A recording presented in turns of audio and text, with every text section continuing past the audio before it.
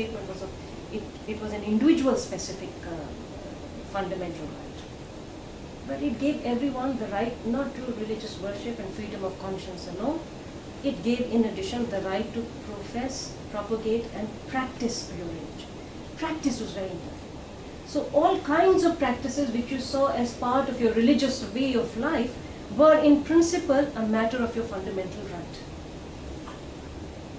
Now this created, of course, problems of a different kind altogether.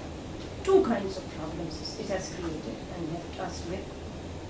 One is what happens if there is a clash between two sets of practices.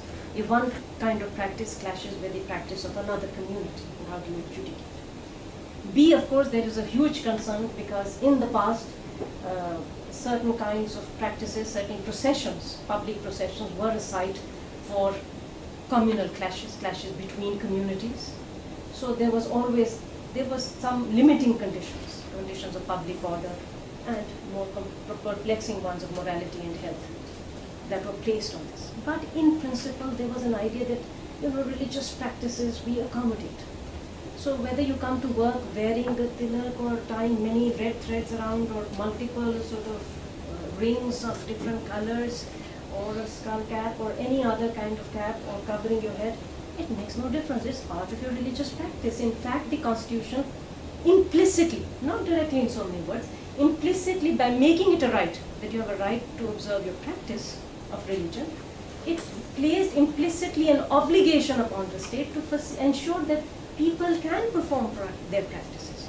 So if you have large congregations going to take a dip in the Ganges on a particular day, then the state must ensure that there are basic facilities, that they will not be stampeded and people will get out and there will be places for them to rest and take a nap on the way, and so on and so forth. This is just an illustration, something I've written about elsewhere, but I don't want to take more time on that. But the difference really was that in thinking about us as a country of many different religious groups and the desire to treat all religious groups as equal meant accommodating diversity by accommodating practices, and I think that has made a huge difference. So we have different kinds of problem altogether.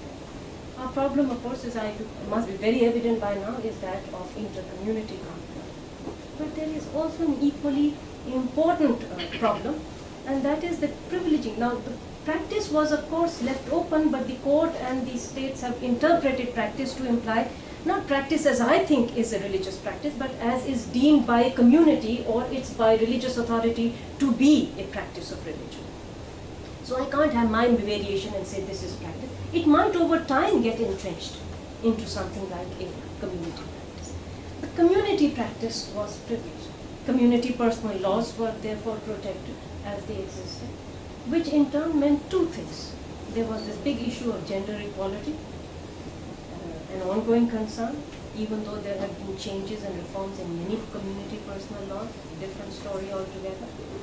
But equally an important concern that this invariably privileged community as a group over concerns of individual liberty. Individual liberty was in this sense a little in the background. What was more significant therefore was protecting, really giving religious groups and communities a space, a voice, and so that they can continue with their practice. Over time, for a variety of different reasons, very often of realpolitik, what has happened is that the space for individual liberty has been further curtailed by saying, okay, we must really cater to the demands or whims of a small group of people, maybe, who are speaking in the interest or as the voice of the community, etc., etc. But that's one of the reasons why there has been an accommodation of these kinds of claims and no problems of this kind, but it has left a slightly different kind of problem altogether for us in India.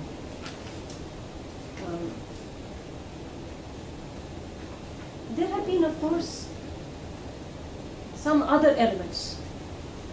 As I said, this is where we accommodated, but I also said there is a small no as to why we did it. I don't think we accommodated everything.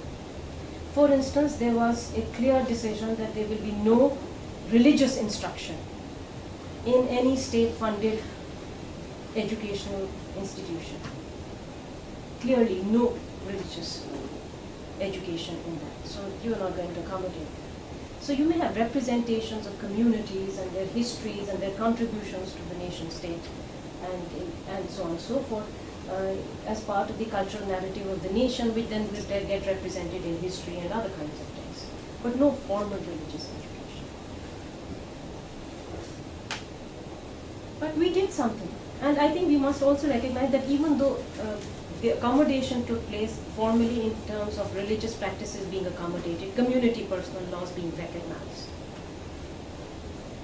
there was also this informal set of practices, public holidays. This has been mentioned yesterday, and we want to do naming of streets and symbolic spaces really to be recognized so that there is public visibility of different groups. So you have street signs, as I reminded yesterday, in many different languages that would be there to represent the different groups, making it easier and more comfortable, as it were, for them to be moving around. But that's not all. There were many things we didn't really attend to. For instance, there is no formal time off policy on Friday afternoons, even though we had a very significant Muslim population. And this is also not a matter of, again, there is no such policy in public hospitals, for instance, of providing different kinds of foods. You know, Jetta and halal and this and that. Part, of course, is there are many other informal ways in which this has been accommodated, other than, of course, vegetarianism being the norm. But there are many other ways. And one of the other ways in which it has been accommodated is that the Constitution provided for all communities to be able to set up their own, particularly minority communities, to set up their own educational institutions. And the courts have interpreted this clause, which was initially meant for the protection of their language, but to impart to students education of their choice. The courts have subsequently interpreted this phrase very generously to allow minority communities to set up institutions from the lower level, elementary, primary schools, all the way to professional degrees, where of course issues of language and culture are hardly ever coming into the picture. They are providing professional degrees, etc. to these people. I think the significance of this becomes very starkly evident when we turn to a passing comment that is there in the Bouchard-Taylor report. And they make this comment that in Quebec there are these issues that come up vis-a-vis the Muslim population, which is making all these claims all the time. But he says similar claims, they say the similar claims come up from the Orthodox Jewish community, except that Orthodox Jewish community has the resources to set up their own hospitals. So they are able to ensure that on the particular day when they will have health providers coming to their house and they don't have to come there, and so on and so forth. A lot of other do's and don'ts that they have will be observed. So they're able to provide for this. I think this is very significant to recall, because minority educational institutions and their presence take the edge off these claims, because they allow, perhaps because not everybody in the community wants these facilities, only some do. There is always, a lot of the time, there are options available for those who are committed to a very, very sacred and devout way of life, to ensure that there will be institutions where there is an environment conducive to the practice of that way of life. Not just permission, but an environment which is conducive to continue with those ways of life. And that is very, very helpful. So you don't have claims of this kind. And when I first looked at it, I said, why is it that we don't have? So it is not as if we took a list of all the practices that religious groups may have and say, okay, tick, all those we have accommodated and others we have not. But I think it's a combination of these three things. A commitment to diversity, to treating them as equal partners, as important and as being present in every sphere, protecting diversity, creating a network of minority institutions, educational institutions, and other than that, of course, religious groups also have other kinds of institutional arrangements that they can, I should put that broadly in the time. So, last few words, a couple of minutes. So I think these processes have helped India and have created, and I think this is the overall picture. that India has been far more successful in accommodating the kinds of claims that have emerged in Canada.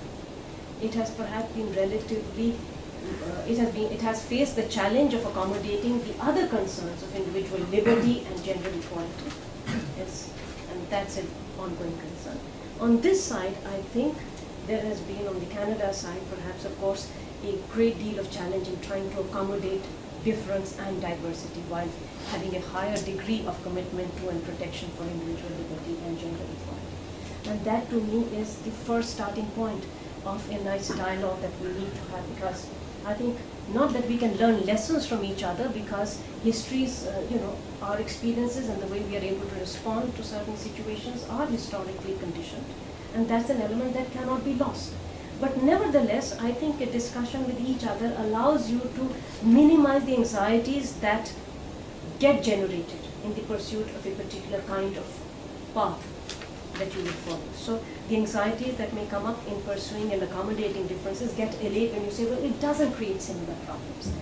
And likewise, one recognizes how we might think in terms of balancing some of these concerns for difference and diversity while pursuing concerns of individual liberty and gender equality.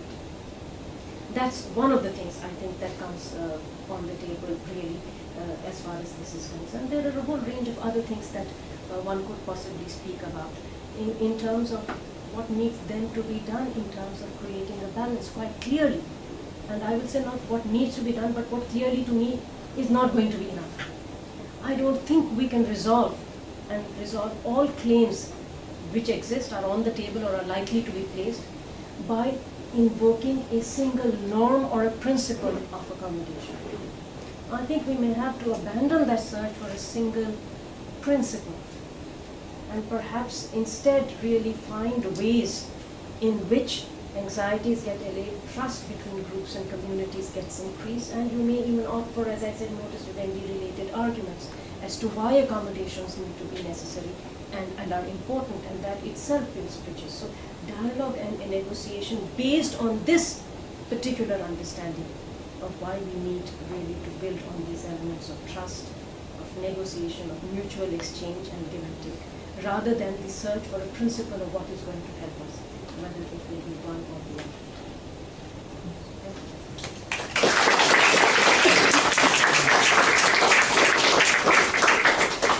Thank you very much, Professor Mahajan.